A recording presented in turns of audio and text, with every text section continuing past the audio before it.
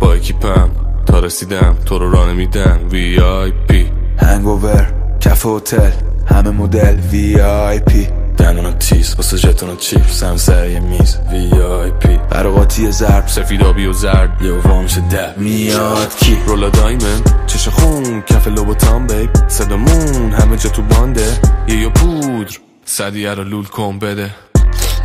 اونو دو استرس بقیه رو فوت کن بره حالمون زود تون رله نو استرس زوب میشی رسکم بیاری تونی دارم بگو اسفندیاری دستتو نمیخونم نگرانو قدرمون نمیدونم تهرانو منو دوست داره دیلرو شیتیل خرکی میدلو دیگه نمیگیره بیرو قندارو میگیریم ریبرو با اکیپم تا رسیدم تو رو راه نمیدم VIP هنگوور کف هتل همه مدل VIP دندونم تیز واسه ژتونا چیپس هم سر یه میز VIP قراقاتی ضرب سفید آبی و زرد یه وام میشه ده میاد کی بی بینگو کلاب درجه گاز هند بی کینگو وقتی ریز میدم بیریزیم پول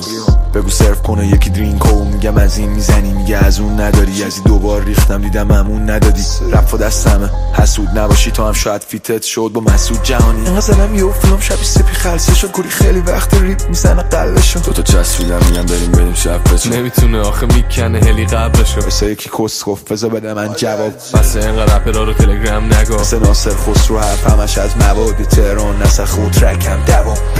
با اکیپم تا رسیدم تو رو راه نمیدم VIP هنگوور کف هتل همه مدل VIP دندونم تیز واسه ژتونا چیپس هم سر یه میز VIP قراقاتی ضرب سفید آبی و زرد یه وام میشه ده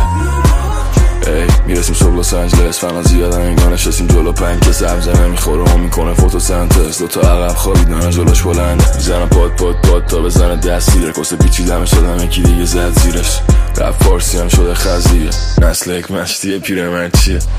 بکس همونجی از فک اصلا کوکی نه در گمشی میریزن چند تا اینام نمیدونم داره داده لوکی دوستات میخوام بزنن حرفان اخلاقم بده اول بگو چرا کش دارم پک پارن اینجا کسته آویزونه شلوارم من شاهم هرچی میخوام ازا بگن دربارم همه چی قبلیم که برسیم ردیفه اینجا ویسکا میشه باشه یکی غریبه دافت کراش داره رو میخواد بزنم زمینشو فرش میبینه رفتم زندگی همینه